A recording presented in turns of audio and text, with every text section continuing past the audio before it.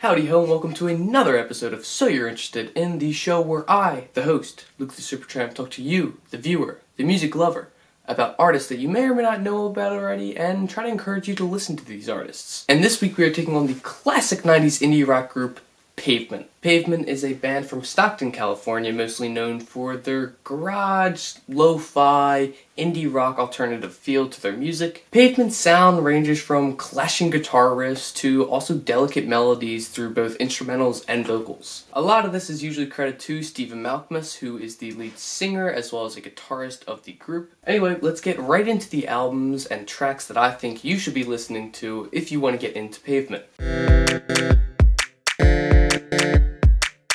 For starters, you should be listening to the album Crooked Rain, Crooked Rain. This was released in 1994, and it is easily my favorite Pavement album. Pavement really came into their own sound on this LP as they used a fantastic mix of both those loud guitar riffs as well as those delicate ones. You could go from spine-rattling drum pounds to a very twangy and laid-back guitar. Some of the best tracks off this album include the opener Silence Kid. This track's a long build-up in the beginning until we finally hear the vocals about a minute and a half in. I think this song is a great preview of what the rest of the album is actually about, showcasing majority of what the instruments will sound like, what they will do, and where they'll kind of branch off from there. It also introduces Steven's wonderful singing and vocal performances. On the contrary to Silence Kid, Cut Your Hair is a massive, huge, loud, overbearing, blown out, guitar-heavy, just masterpiece. This track was actually their first breakthrough into the mainstream in 1994. This song is a great example of the very witty songwriting that Steven is known for using. The song's just really all about the nitpicking that labels do to bands, as the chorus literally rings out for a drummer to cut his hair because the label doesn't want him to have this long hair. Just like many Pavement songs, it's very rebellious at heart, but it doesn't come across too hard, too punkish, if maybe that's a good term to use. I think the reason that it made it through into the mainstream is because it's a really fun, well-written, well-done and produced and mixed track. However, the next track I want you to listen to, Range Life, is very different. Range Life is one of my favorite songs of all time. I hold it very dear to my heart. I think that it is just one of the most perfectly sounding, perfectly written tracks ever. For me, Range Life is more or less the Wish You Were Here of their discography. The song encompasses so much in its 5-minute frame, mostly telling stories of an impressionable Steven as he was growing up and kind of making it bigger and bigger in the music industry, making references to other bands such as the Smashing Pumpkins or Stone Temple Pilots, all on top of some of the best instrumentals that Pavement has done ever. And to me, this is equivocal of a perfect song. If you were to at least listen to one track off Crooked Rain, please make it Range Life. Now we're going to move on to another album, their debut from 1992. It is Slanted and Enchanted. Much more raw, unrefined.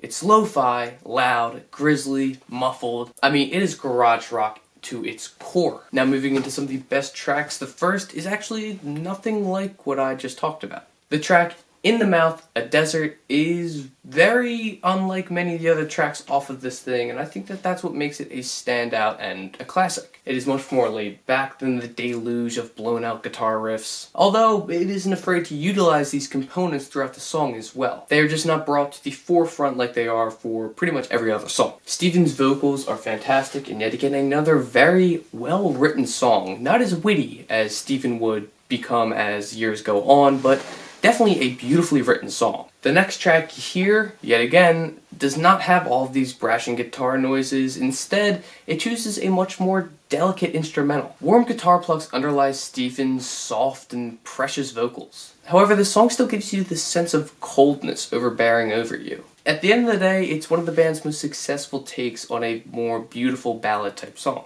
Completely switching that up, it's Two States. It might not be the most riveting track off the entire LP, but it's something that I listen to a pretty decent bit. They totally show off their influences on this song, especially because it sounds like it was just taken from a Mark E. Smith The Fall album and just thrown on here, just with a more rounded out and robust sound. But with that being said, it's a pretty darn fun little punk tune talking about how California should split into two states because the Northerners and the Southerners and they don't like each other. Really not too deep here, really not too compelling, but it's still a fun track to listen to, so I still suggest it. Now, moving into the actual individual tracks that I think you should be listening to if you want to listen to Pavement.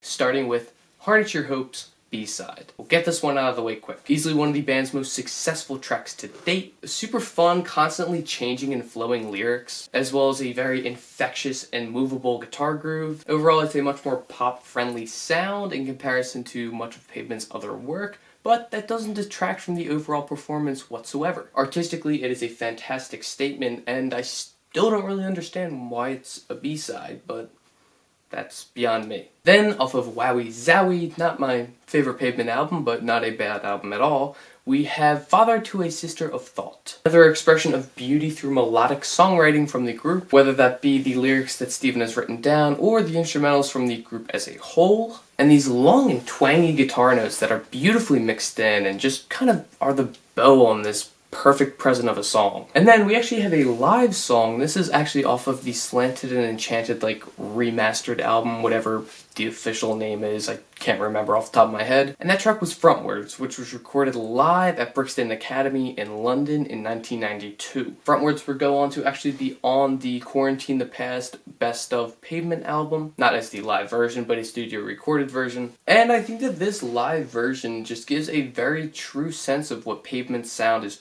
really like, and also showcases how they perform as a group together. I'll be the first to admit that Frontwards is not my favorite track that Pavement has ever done, but this live version sounds really darn good. And even if you check it out just for the sheer curiosity factor of what Pavement would sound like live, I think that this is your best bet. Hopefully you got some great track and album recommendations from this video. Go listen to Pavement, go stream their stuff, go buy their records. They're a great band, really good band. Wish they were still around, but they're not. Not much we can do about it but make videos on the internet about it, right? Anyway, just make sure to like, subscribe, all that stupid stuff, whatever. Go do it.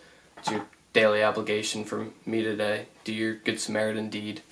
And until next time, whether they're one of your favorite groups or you've never heard of this group at all, Pavement will always be forever spinning. Happy listening.